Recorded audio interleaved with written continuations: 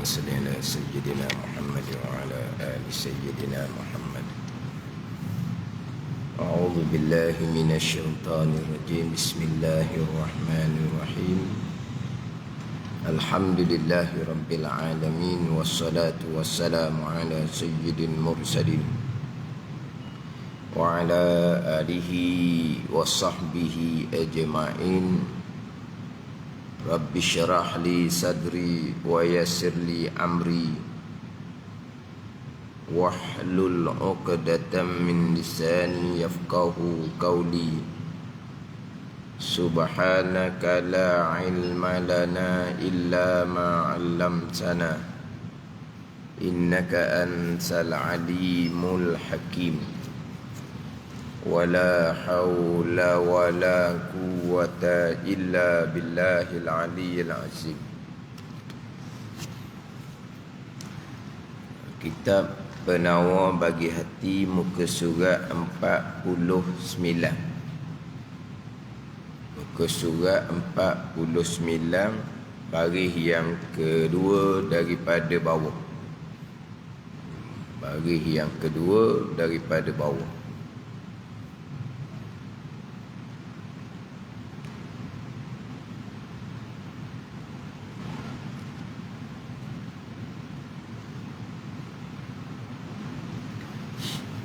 Qala al-muallif rahimahullahu ta'ala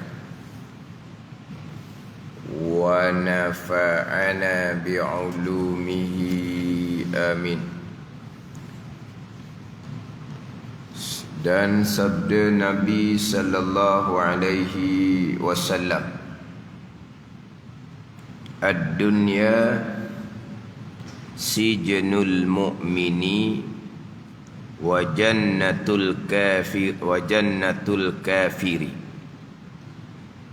Ad-dunya sijnul mu'mini wa jannatul kafiri.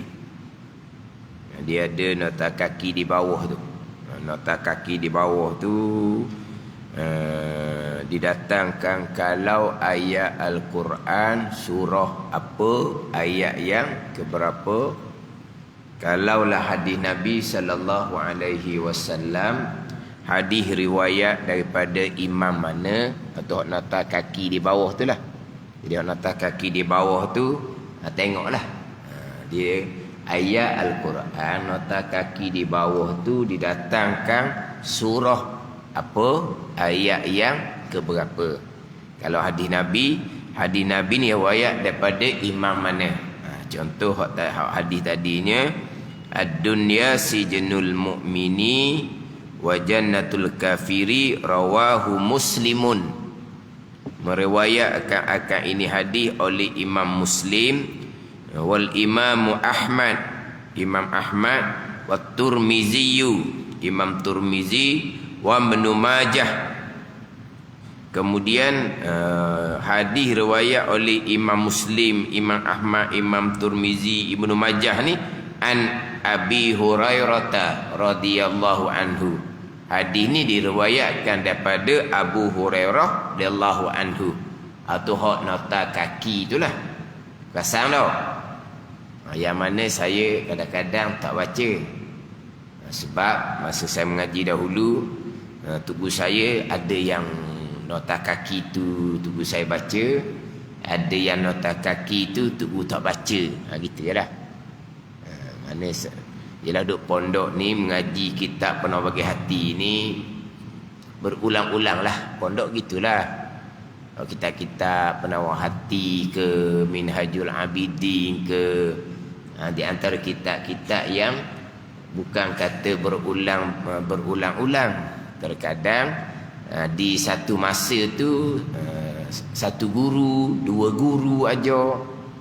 Kadang-kadang di masjid tu satu guru, sebelah petang pula tempat lain pula, madrasah lain pula, surau lain pula, pondok lain pula, ada pula baca, ustaz lain pula baca.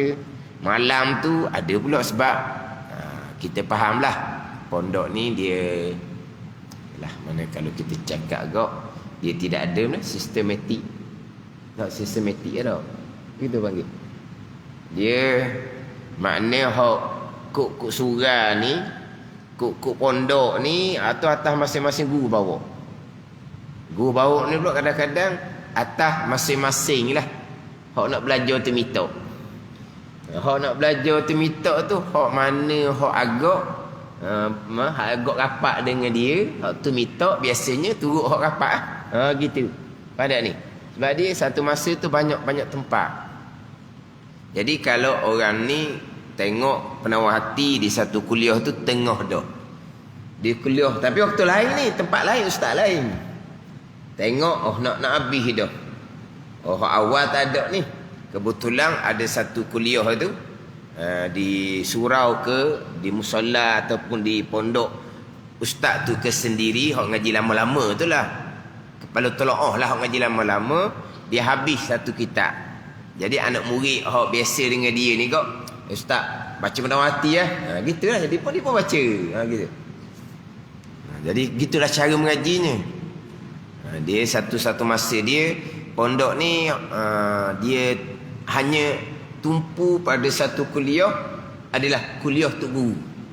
Kuliah Tok Guru nombor 1 tu dia baca kuliah tu di masjid, tidak boleh baca kat lain. Ustaz-ustaz ke, kepala telaah ke kena naik mengaji. Kena naik mengaji. Ustaz ke, kepala telaah ke, hak budak baru ke, hak budak baru kena wajib kena naik belajar. Lepas habis time hak tu guru ni, barulah ustaz-ustaz kepala dipanggil kepala mutalaah. Kepala telaah dia panggil kepala mutalaah ni pelajar-pelajar lama. Maka dia pun masing-masing hak ada yang mengajar di masjid yang sama, hak tu guru mengajar. Ada yang mengajar di musalla, di surau, dia ada lah. Ada nama tu, surau hilir, surau hulu, surau ternaik, surau terjatuh. Dia ada lah nama tu. Ada ni. Tu hak atas surau. Hak di pondok-pondok ni hak ngaji lama-lama ni pula. Gitulah. Hak pondok-pondok ni biasa tak ramai lah. Cukup lah untuk sebuah pondok dia tu. Kalau kadang-kadang hak agak orang ramai minat, duduk di lambu pondok. Kadang-kadang duduk bawah pondok. Gitulah mengajinya. Sebab bukan mengajar di surau. Jadi macam contoh kitab-kitab penawar hati ni, dia memang boleh ngaji lah kita kata. Situ baca tengah dah. Cari lah. Ada orang ngajar daripada awal. Ada tu. Jadi masa saya mengaji kitab penawar hati ni, ada tok guru yang nota kaki dia baca dan saya ada buat catatan. Dan ada yang nota kakinya tidak dibaca. Kadang-kadang saya mengaji satu dua guru ni guna kitab yang sama. Cuma guna warna pen yang tak sama. Ni hak warna pen biru, ni hak warna pen hitam. Ada ni. Kadang-kadang dah tak ada tempat dah nak catat, ada pula mengajar, beli kitab baru, barulah. Hak kitab kosong guna warna biasa. Kalau catat ni warna pen yang pertama biru lah. Yang pertama barulah ulang yang kedua dengan tukar lain pula, barulah tukar warna hitam. Itu lah. Tukar warna hitam.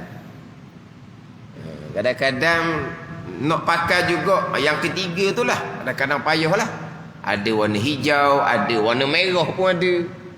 Tapi kalau yang 3 tu catatan kuranglah sedikit sebab sudah banyak catatan. Atau kadang-kadang jadi warna merah. Pelik kok, kita apa warna merah? Dah warna biru.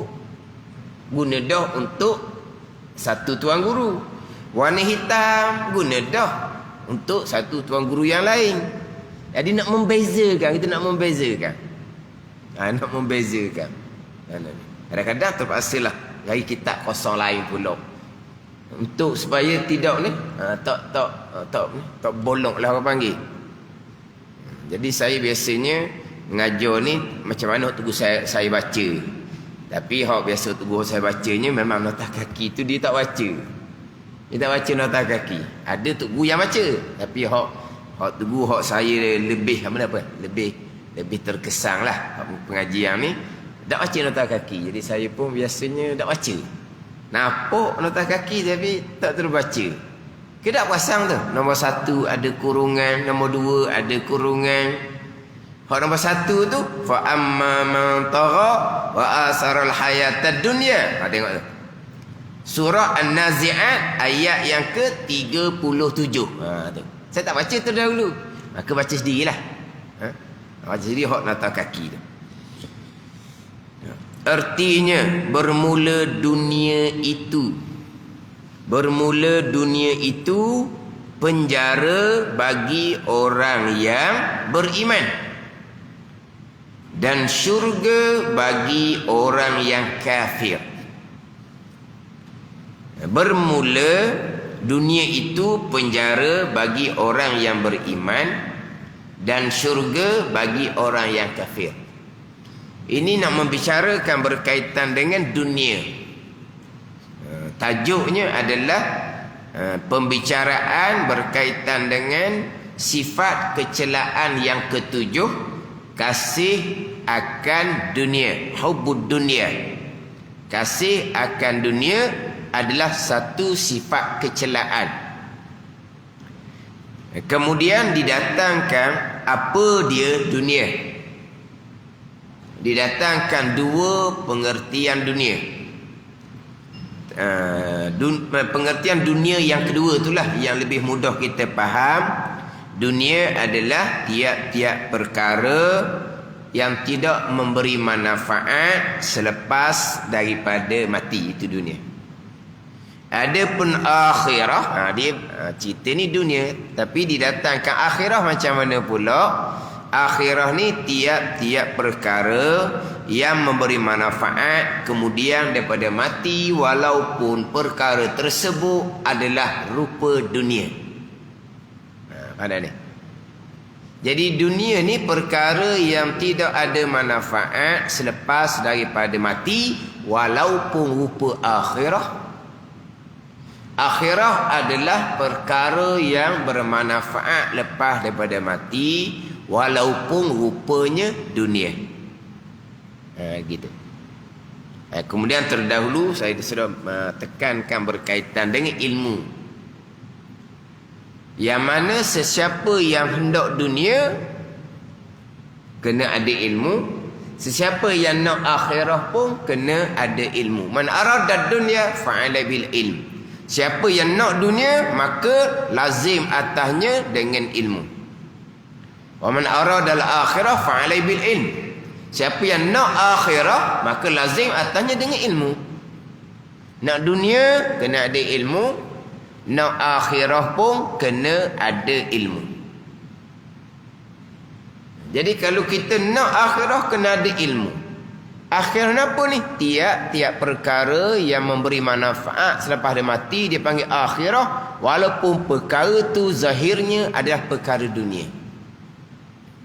Jadi macam mana nak jadikan perkara yang rupa zahirnya dunia dijadikan akhirah? Ilmu lah. Sebaliknya, tanpa ilmu akhirah, walaupun perkara tersebut rupa akhirah, tidak dinamakan akhirah tapi dinamakan dunia. Contohlah akhirah ni amal ibadah kita lah. Itu akhirah. Amal ibadah akhirah. Amal kerjaan untuk cari nafkah itu dunia. Zahirnya begitulah. Amal ibadah adalah akhirah. Amal tu bahasa Arab, bahasa kita pekerjaan. Amal bahasa Arab, kita pun panggil amal juga. Tapi amal ni pekerjaan. Amal akhirah. Mana amal ibadah. Jadi satu amal pekerjaan dunia, contoh untuk cari nafkah. Jadi walaupun rupanya tu amal akhirah buat ibadah, tanpa ilmu akhirah, ibadah tu tidak ada manfaat daripada mati, maka tidak panggil akhirah, dia panggil dunia. Terutama sekali tanpa ilmu akhirah, hak akidah, hak iman. Tak ada ilmu akidah, tak ada ilmu iman, walaupun rajin buat amal rupa akhirah sembahyang, itu bukan akhirah, itu dunia. Anda kita faham molek. Rajin beribadah, rajin sembahyang, Ilmu akhirahnya mana? Ilmu aqidahnya mana? Ilmu berkaitan dengan imannya mana? Tak ada. Nak jadi akhirah macam mana? Belum bicara lagi ilmu sembahyang. Belum bicara lagi ilmu tasawuf. Untuk memastikan ibadah kita tu manfaat lepas dia mati jadi bekal.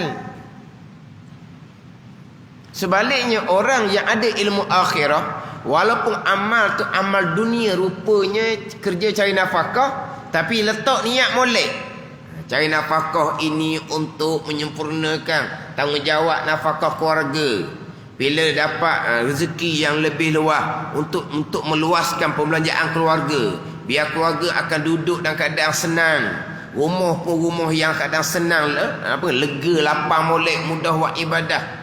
Pada ni mana dah kadang ekonomi stabil, supaya buat ibadah pun jadi tenang.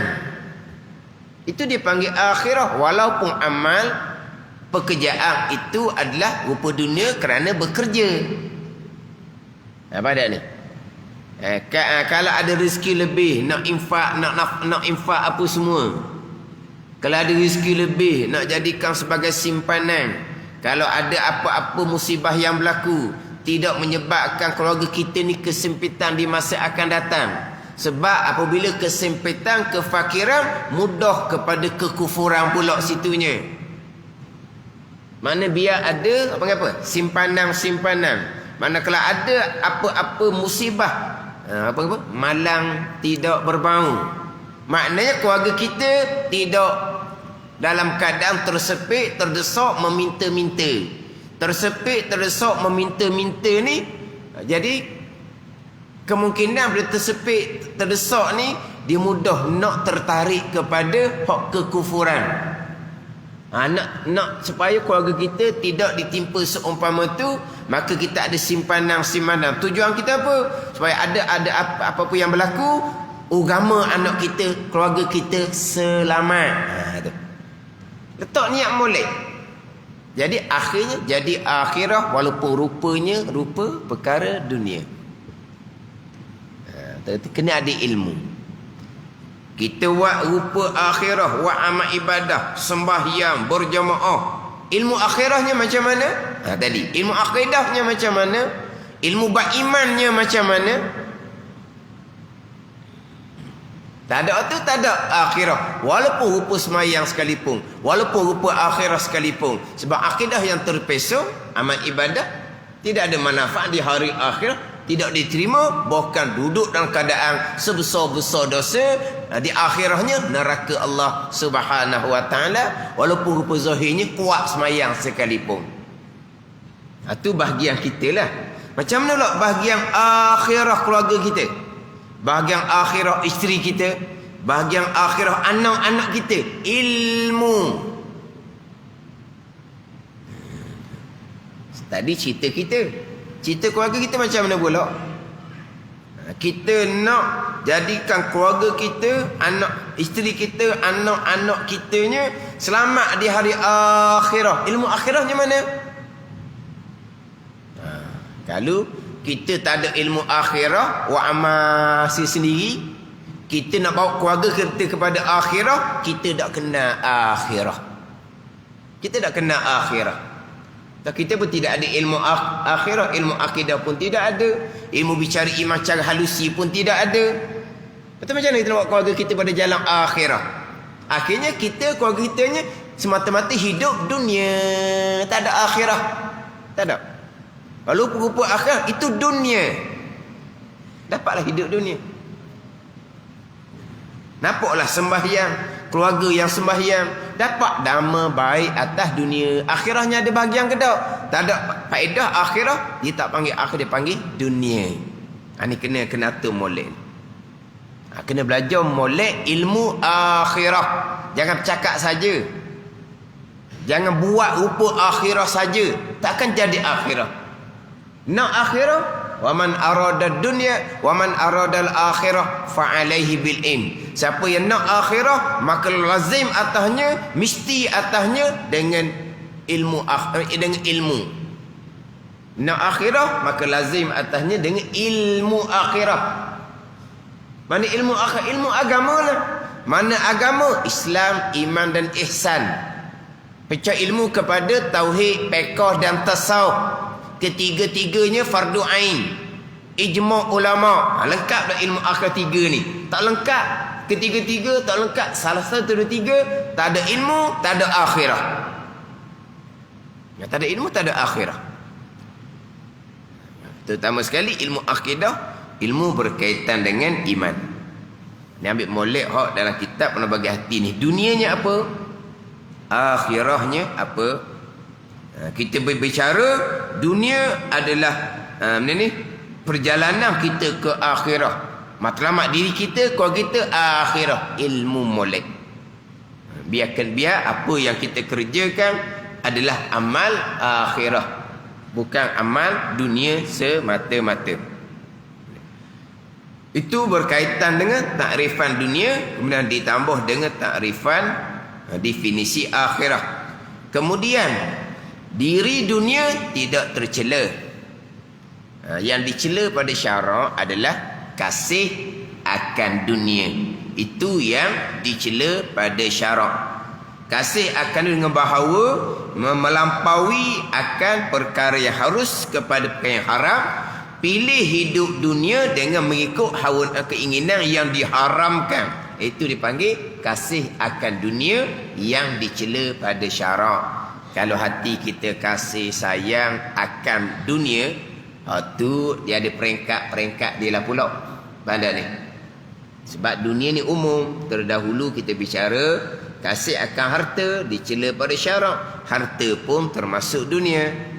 Kemudian sifat kecelaan yang keenam terdahulu, kasih akan kemegahan. Kemegahan pun adalah dunia.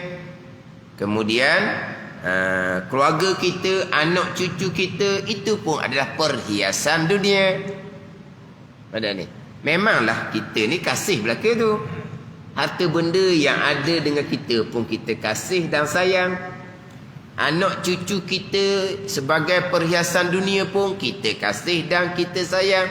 Jadi kasih sayang dunia ni setara manakah yang dicela pada syarak? Tu kena ngaji satu-satu tu. Pada ni ada orang kerana bersibuk dengan cucu, belajarnya tidak. Tinggal belajar. Sebab apa? Sekarang ni sibuk dengan cucu. Pada cucu tak ada kena-kena dengan dia. Itu tugas mak ayah dia. Tiba-tiba dah kena dah belajar sebab sibuk dengan cucu, dia jumpalah amal. Amal dia jumpa tu nak buang habis dunia. Nak buang habis dunia macam mana? Kerana dunia cucu pun kamu tinggal belajar dah. Nak buang habis dunia ni. Harta benda nak buang habis ni. Nak buang habis mana? Dunia sebelah tu, suami tu dunia juga. Nak buang macam mana? Cucu yang tak ada kena-ngena pun hak dunia tu pun, kerana cucu hak perhiasan dunia pun kamu tinggal dah belajar. Dia jumpa je nak amal hak nak buang dunia konong ni. Nak buang dunia, nak buang macam mana? Dah dunia ada di hati ya? Ada pula ajar nak buang dunia, infak lah. Infak berhabis. Nak buang kasih akan harta, mana ada harta derma belaka. Mana-mana jumpa mana ni. Itulah tepat cocok kat tu. ATM dah. Mana-mana jumpa ATM, cocok habis dalam kad tu, infak semua. Biar dunia harta hilang di dalam hati. Buatlah. Siapa buat mula-mula? Hak tukang ngajar tu buat mula-mula. Ajar tukang ngajar tak apa ustaz saya bawa ustaz, saya turut belakang ustaz. Ada berapa kad bank ustaz bawa dalam dompet duit ya? Ada 2-3. Pak ustaz derma habis. Lepas tu saya turut tengok nak derma ke tak. Cara nak buang dunia di hati, infak semua. Buang semua dunia di tangan. Itu bukan cara dia. Tu Sayyidina Abu Bakar radhiyallahu anhu. Sayyidina Abu Bakar siapa? Siapa Sayyidina Abu Bakar? Kawan kamu ke? Siapa Sayyidina Abu Bakar? Sayyidina Abu Bakar ni manusia yang nombor 1 selepas daripada para rasul dan para anbiya. Ada ni. Selepas para rasul, para anbiya, siapa nombor 1? Sayyidina Abu Bakar radhiyallahu anhu. Siapa yang nombor satu dibangkitkan selepas itu sekali kedua, selepas para rasul, para anbiya? Sayyidina Abu Bakar. Siapa yang akan pertama-tama masuk syurga selepas para rasul dan para anbiya? Sayyidina Abu Bakar. Sayyidina Umar nombor dua pun hanya infak separuh daripada harta. Dia nak banding dengan Sayyidina Abu Bakar. Ni nak buang dunia, nak buang dunia di tangan. Tak betul gitu. Orang nak buat amal ni, nak berzikir, nak hilangkan dunia di hati. Tidak semudah yang kita bicara. Sebab dunia sudah apa ni? Sudah ni berlapis-lapis dah di hati kitanya. Tak? Kita macam mana dunia di hati kita? Daripada kita kecil, buka mata ni hak tak boleh buka molek tu, hak kena angkat tu, hak kena mandi tu. Faham tak ni? Hak bangun pagi itulah, hak mak ayah dukung akak pergi bilik air mandi, nak pergi sekolah, kena sekolah supaya nanti boleh kerja, makan gaji sedap, senang hidup dunia. Kecil itu sudah dibicarakan dunia. Sampai ke meningkat umur dewasa balik, dunia. Akhirat tidak ada. Akhirat hanya rupa saja, rupa semayang, tapi ilmu akhiratnya tidak ada. Dunia ni macam mana di hati? Bukan setakat dunia tu berselapuk, bukan dunia yang dicela pada syarak di hati. Kemudian barulah pecing tu nak buang dunia di hati. Waktu nak buang macam mana? Ambil zikir, dia ambil waktu. Orang tua ni pun nak buang dunia di hati. Ada satu cara buang dunia di tangan, derma habis harta ada. Ada satu cara pula ambil zikir dia, akan hilang dunia di hati. Hak ni semua apa? Istijal, orang gopoh belaka. Peluang besar syaitan untuk menipu daya anak Adam. Dunia di hati tidak dicela pada syarak. Dunia mana? Kasih mandi celak pada syarak, atau kena ambil faham boleh. Orang awam memang tidak boleh buang dunia daripada hati. Melainkan atas pilihan Allah Subhanahu wa ta'ala. Yang ada di hati ini kan, ada apa? Ada kehidupan kita lah. Itu dipanggil dunia. Tapi dunia macam mana nak jadi akhirah? Itu bicara ilmu lah pula. Dengan ilmu dan amal kita, moga-moga dunia tu jadi akhirah. Itu je. Nak buang dunia tak boleh. Sampai tahap maqam muqarrabin aulia, bukan kata dunia, akhirah pun tidak ada di hati mereka. Sebab sebagaimana dunia tu makhluk, akhirah pun makhluk. Yang di dunia para muqarrabin hanyalah Allah Subhanahu wa ta'ala. Dunia tak ada di hati, akhirah pun tak ada di hati. Ni bicara hak muqarrabin, hak maqam aulia. Dia ada tahap-tahap kena letak molek. Kalau tidak, kita akan mudah terpedaya dengan tawaran-tawaran nak jalan cepat, nak hilang dunia di hati. Amal ni amal, lepas dia amal tu berzikir 2-3 malam, rasa lega dah dunia di hati, rasa macam hilang dah. Dia ingat kesenang dunia hak sudah sebati seumpama tu 2-3 malam hilang. Ni rasa hilang sungguh. Itu ada tipu daya syaitan, bukan semudah tu. Bukan semudah tu. Bukan kalau ada orang beri amal pada kita, zikir ke tarekah ke, dia war-warkan dengan tawaran. Kalau mokcik amal ni, berzikir banyak ni, mokcik akan rasa macam ni, mokcik akan bermimpi ini, mokcik dapat ni. Hak ni dipanggil, kalau bicara bab zikir tarekah, inilah sejahat-jahat adab hati yang tidak ikhlas kepada Allah Subhanahu wa ta'ala. Sebab apa? Sebab ditawarkan dengan perkara lain. Ni, faham tak ni? Mokcik ni pun ambil, dia berzikir, rasa sungguh, boleh dah, tak ada dah di hati. Apa dia? Bahan bodong ke? Bahan bodong ke? Kena tipu atas darat orang panggil. Kena tipu atas darat. Lepas tu macam mana tu? Boleh hilang sungguh tu. Kelibat daripada syaitan.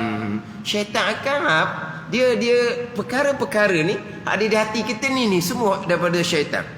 Akhirnya syaitan pun pelonggarkan sikit. Dunia di hati pun rasa kurang. Dalam semayang pun hilang dah Ni hilang dah hati kepada perkara lain, lebih daripada khusyuk. Selepas saya beramal ni, hati pun jadi khusyuk. Mudah je dapat khusyuk. Siapa yang mengurangkan ingatan hati kepada perkara dalam semayang? Sebab yang duk tayang hak mari di hati kita tu macam-macam. Siapa yang tayang? Syaitan yang tayang. Bila dia ambil jalan-jalan salah, syaitan pun pelonggok tu biar dia tertipu dengan amal yang salah, dengan nampaknya hati pun sudah khusyuk dalam sembahyang. Sebab tu kata ini golongan yang istiqjah, digopoh, dia tak ada seperengkat, tapi hak salah ni dia mudah dapat. Hak sebenar tak semudah tu. Kita ni hati bukan kata penuh dengan dunia, kita ni penuh dengan dosa. Nak bersih hati, nak dapat khusyuk sebagaimana aulia dan para sahabat, mereka suci daripada dosa, suci daripada selain daripada Allah. Kita ni dosa siang malam. Dosa siang malam, lepas berzikir mudah dapat khusyuk. Faham lah.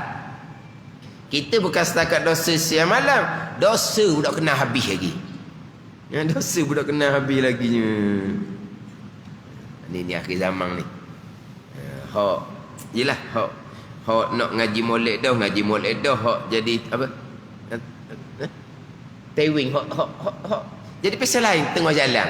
Yelah, biasalah gitu. Biasa dah. Lepas tu saya biasa duk sebut semua bahagian masing-masing. Habis cerita. Ustaz hak duk ngaji ustaz tu sekarang ni bahagian masing-masing. Sesat, tak usah fikir. Bahagian masing-masing.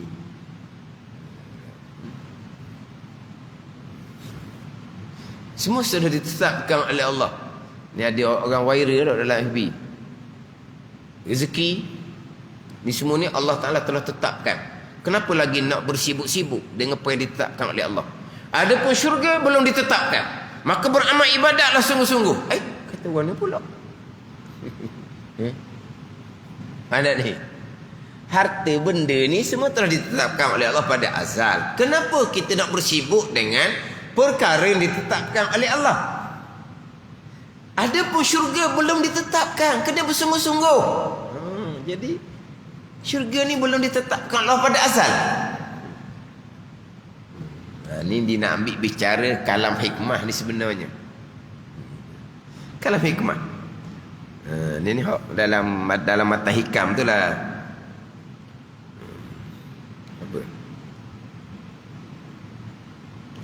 Ijtihaduka fima dumina laka wa taqsiruka fima tuliba minka dalilun ala intimasil basirati minka. Nabi itu dalam kitab hikam. Bersungguh engkau pada perkara yang telah dijamin dijamin akan dikau rezeki lah, dan cuai engkau pada perkara yang dituntut daripada engkau amal ibadah. Dalil bahawa hati engkau tu hati yang sudah apa dia? Sudah gitulah. Hati yang gelap, hati gitulah, makna hati yang sudah tertutup. Mana engkau bersungguh pada rezeki yang telah dijamin oleh Allah, tapi engkau cuai daripada perkara dituntut daripada engkau, iaitu ibadat. Itu hati orang yang tertutup dia panggil. Bukan kata hak akhirah tu belum ditetapkan oleh Allah. Maknanya yang dituntut pada kita buat amal ibadah, kita cuai. Rezeki dijamin oleh Allah, kita bersungguh-sungguh. Tapi bukan kita suruh tinggal cari rezeki, bukan. Itu punya bersungguh-sungguh ni mana zahir batin fokus betul-betul. Mana kena cari rezeki. Tapi jangan bersungguh-sungguh sangat. Siang malam mikir hati je. Janganlah begitu.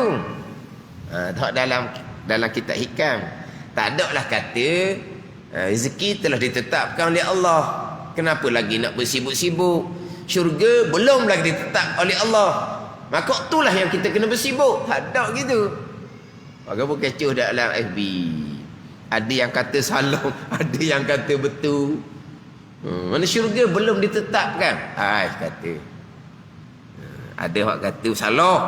Allah Ta'ala telah tetapkan segala-gala, sama ada dunia ataupun akhirat. Ada yang setuju pula. Jadi dia ada macam-macam lah. Atas bahagian masing-masing lah. Atas bahagian masing-masing. Jadi sekarang nak bicara berkaitan dengan dunia. Kemudian dia akan bicara berkaitan dengan kasih akan dunia, sifat kelakuan hati yang dicela oleh syarak. Dan sabda Nabi sallallahu alaihi wasallam, ad-dunya sijnul mu'mini wa jannatul kafir. Artinya bermula dunia itu penjara bagi orang yang beriman dan syurga bagi orang yang kafir. Jadi sekarang ni dia nak bicara berkaitan dengan dunia, dia nak bicara kemudian berkaitan dengan syurga. Jadi kalau nak bicara berkaitan dengan syurga, dia akan bicara berkaitan dengan iman. Sekarang ni bicara syurga, walaupun di sini syurga ni untuk kafir, syurga atas dunia lah. Dia bila sebut hak masalah, hak berkait dengan hak akhirat, dia akan sebut berkaitan dengan iman lah, berkaitan dengan iman pada ni. Sebab sekarang ni nak banding dengan untuk kafir, dunia ni umpama syurga. Untuk orang beriman, syurga sebenarnya di hari akhirat. Syurga sebenar bagi orang beriman di hari akhirat, sebebas-bebasnya, tak ada dah. Zuhud tak ada dah. Sabar tak ada dah. Tawakul tak ada dah. Tak ada dah. Tu sebebas-bebasnya. Itulah syurga bagi orang yang beriman. Atas dunia orang beriman penjara. Tapi syurga berimannya adalah syurga di hari akhirat, bukan syurga di dunia, bukan. Nak bicara buat syurga di hari akhirat, iman. Orang beriman, dunia ni penjara. Tapi bagi orang kafir, dunia ni adalah syurga kepada mereka. Lepas tu huraian hadis ni ada pelbagai lah. Apa maksudnya? Dunia ni menjadi penjara kepada orang beriman. Syurga yang sebenar bagi orang beriman, syurga di hari akhirat. Adapun bagi orang kafir, dunia ni adalah syurga kepada mereka. Syurga kepada mereka. Sebab apa? Di hari akhirat mereka akan masuk neraka yang sebenar-benarnya. Seksaan yang bersangatan, yang berkekalan. Jadi atas dunia ni, walaupun orang kafir ni, orang kafir yang apa kedana sekalipun, syurga dah. Apa kedana orang kafir ni, syurga dah atas dunianya. Dia miskin, lepas tu dia sakit, syurga dah. Di hari akhirat, alam barzah, waktu seksaan yang berpanjangan selama-lamanya. Jadi dengan rupa seksaan lah atas dunia ni, dengan kemiskinan, dengan kesakitan, macam-macam atas dunia, syurga nak banding dengan hari akhirat. Lepas dah mati nak banding dengan barzah. Atas dunia susah macam mana susah pun, syurga. Satu lagi maksud syurga atas dunia kepada orang kafir ni, makna bebas. Orang kafir bebas kan? Tapi tak ada hukum, dia bebas. Jadi tempat bebas tu dia panggil syurga. Tempat bebas dia panggil syurga. Sebab syurga akhirat memang bebas. Orang kafir ni di mana mereka bebas? Di dunia. Syurga bagi orang kafir. Adapun orang Islam, walaupun kaya raya kehidupan di dunia, itu bukan syurga kepada mereka. Sebab dengan sekelip mata ditunjukkan nikmat syurga yang sebenar di hari akhirat, walaupun dia senang sesenangnya daripada lahir sampai ke mati, hilang dah. Ada ni, sesaat sahaja ditunjuk dengan syurga yang sebenar. Seseorang ini daripada lahir sampai ke mati tak pernah susah. Hilang terus lalu dah. Dengan sesaat melihat syurga yang sebenar. Makna dunia ini bukan syurga kepada orang beriman. Walaupun dalam keadaan duduk tinggi mana sekalipun. Syurga yang sebenar, akhirat. Di dunia, penjara. Apa makna penjara? Banyak peraturan. Tak bebas. Kan penjara kan bebas? Tak bebas. Banyak peraturan. Hak bebasnya di mana? Di hari akhirat baru bebas. Sebaliknya orang kafir, atas dunia dia mereka bebas. Syurga tu. Mereka bebas atas dunia. Tapi lepas dia mati, tak ada lah bagi merekanya. Sebab tu orang kafir ni dia susah. Baik matilah dia pun bunuh diri. Dia berhadapan dengan hak lebih berat, lebih susah lagi nak banding atas dunia. Seksaan berpanjang di alam barzakh. Bila kau nak kiamat? Kiamat dibangkitkan kembali. Berat pula di mahsyar dianya. 50,000 tahun di mahsyar, kiralah. Biarlah, bisyaralah. Kalau kata ke neraka pun ke neraka lah. Dia ingat ke neraka tu macam mana. Dibicarakan masuk neraka. Lebih terseksa daripada mahsyar lagi. Kamu kafir kan? Susah dunia dia bunuh diri. Walaha dia akan berhadapan dengan alam yang hampirnya alam akhirah. Habis dah lah alam akhirahnya orang kafir ni. Tapi dia bunuh diri itu, lepaslah dia daripada seksaan, maka tidak sedar dia akan berhadapan dengan seksaan yang lebih lagi, pada masa yang lebih panjang dengan alam dunia. Di alam barzakh. Tapi orang kafir bunuh diri itu dia tak ada lah akhirahnya. Tak ada akhirah. Lepas tu dia bunuh diri. Dikira dia ni mati senyap. Lepas tu dia bunuh diri tu. Kau tahu hak lepas dia mati hak sebenarnya macam mana. Orang beriman lah pula jadinya. Orang beriman takkan bunuh diri. Susah macam mana pun. Dan sabda Nabi SAW, ad-dunya mal'unatun wa mal'unun ma fiha illa zikrallahi. Ad-dunya mal'unatun wa mal'unun ma fiha.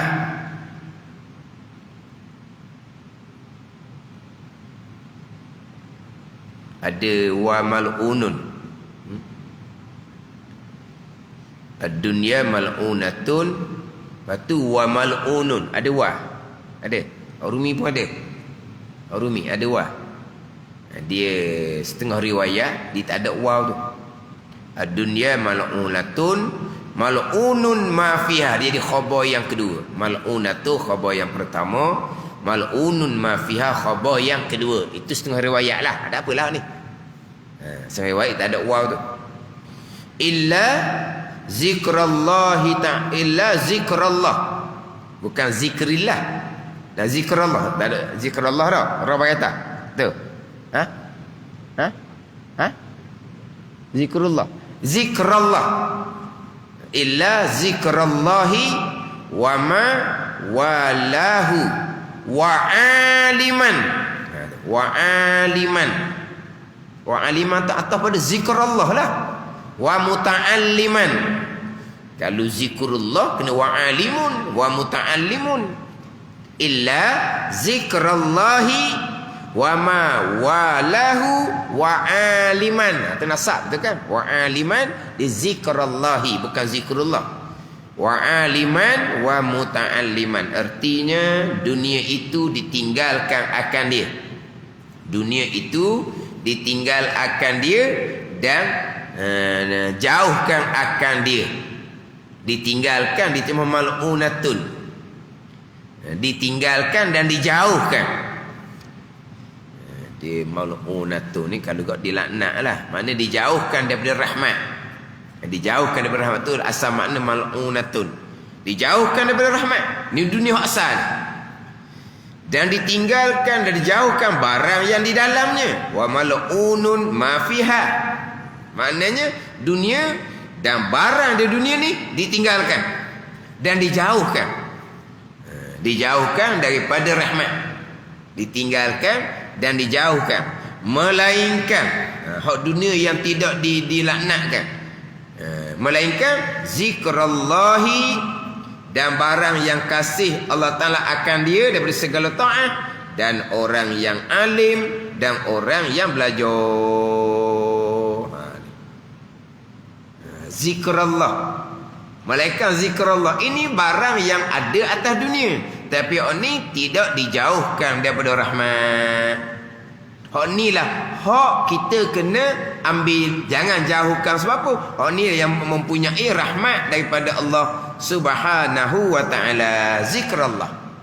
Dan barang yang kasih Allah Taala akan dia daripada segala taat. Itu saya yang tidak dilaknat, yang tidak dijauhkan daripada rahmat.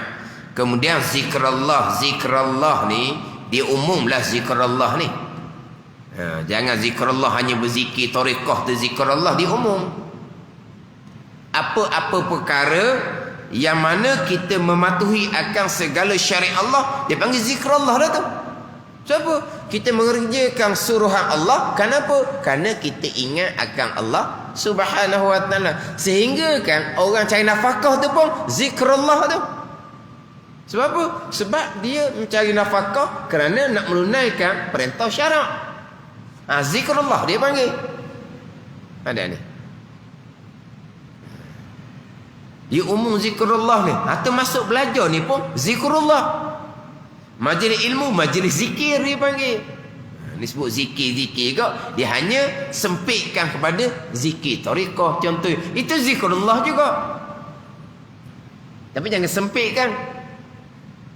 Sembahyang pun dipanggil zikrullah. Lebih-lebih zikir pula membaca Al-Quran, zikrullah. Jadi umum zikrullah ni.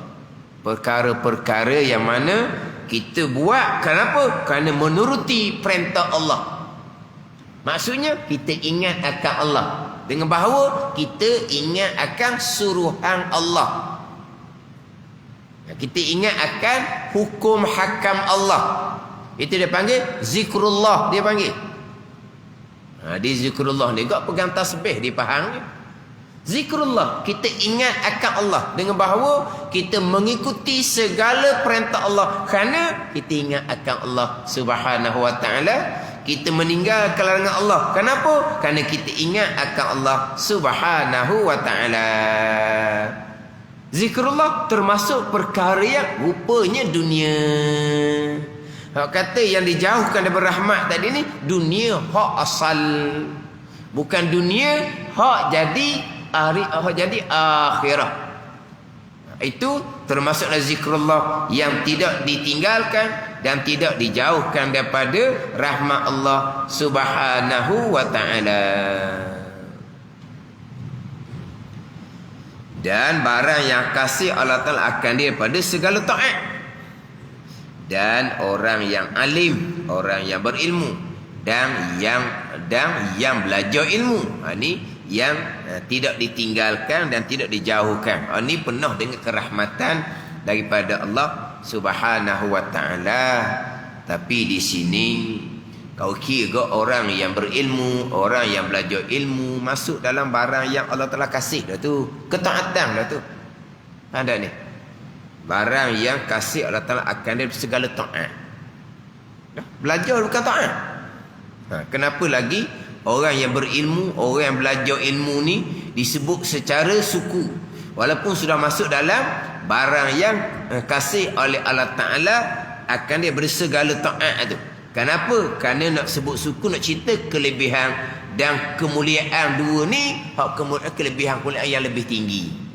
Memanglah orang berilmu dikasihi oleh Allah, orang menuntut ilmu dikasihi oleh Allah. Masuk dah dalam barang kasih Allah Ta'ala akan dia beri segala taat lah gitu.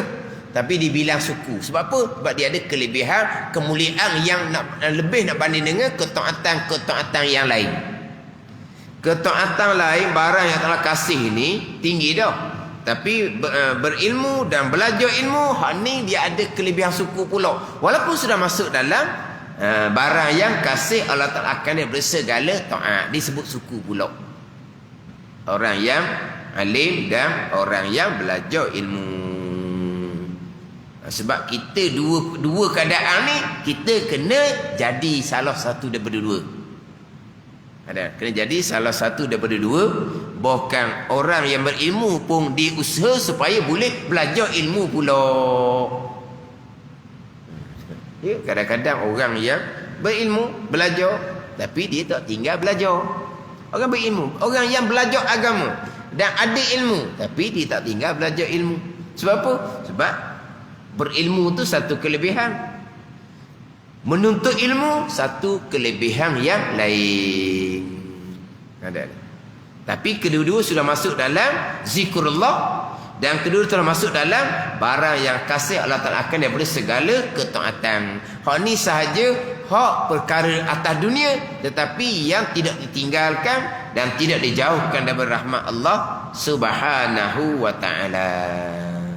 Tapi kalau tu kata zikrullah tadi ni, hak manfaat lepas daripada mati. Kita mengerjakan suruhan Allah dan meninggalkan larangan Allah Subhanahu wa ta'ala, walaupun perkara tu perkara yang rupa dunia. Dunia yang ditinggalkan ada dunia yang tidak ada manfaat lepas dah mati.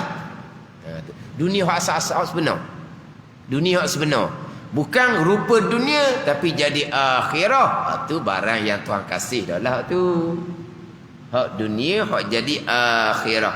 Hak kata ad-dunya mal'unatun ni dunia dilaknat, yang ditinggalkan, dijauh dari rahmat. Dunia yang asal yang tidak ada manfaat lepas daripada mati, sama telah dunia yang memudaratkan lepas daripada mati.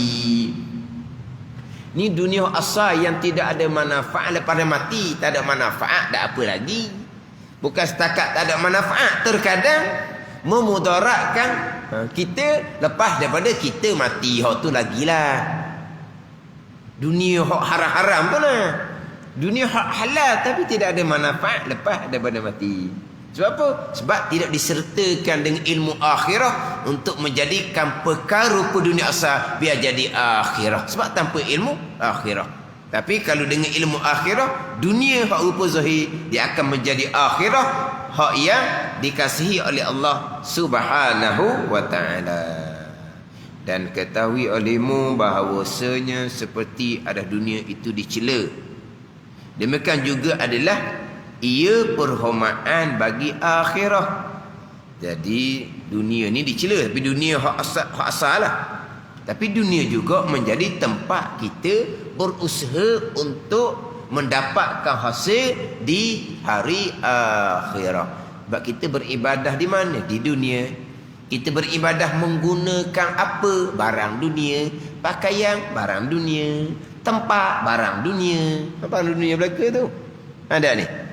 Kemudian kita nak ibadah ni, kita kena makan, barulah bertenaga, barang dunia. Ke dunia ni lah kita nak cari bekal akhirah. Tapi asal dunia ni, hak ni dicela.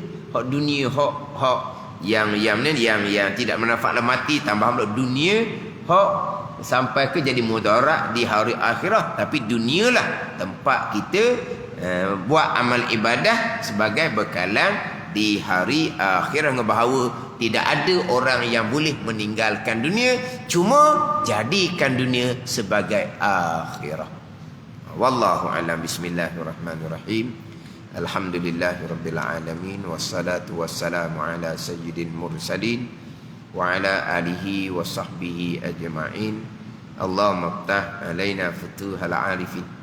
Allahumma allimna ilma akdamin wa fahimna famas sabiqin warzuqna ruqat talibin. Allahumma zidna ilma wa alhiqna bis salihin. Wa sallallahu ala sayyidina Muhammadin wa ala alihi wa sahbihi wa sallam. Walhamdulillahirabbil alamin.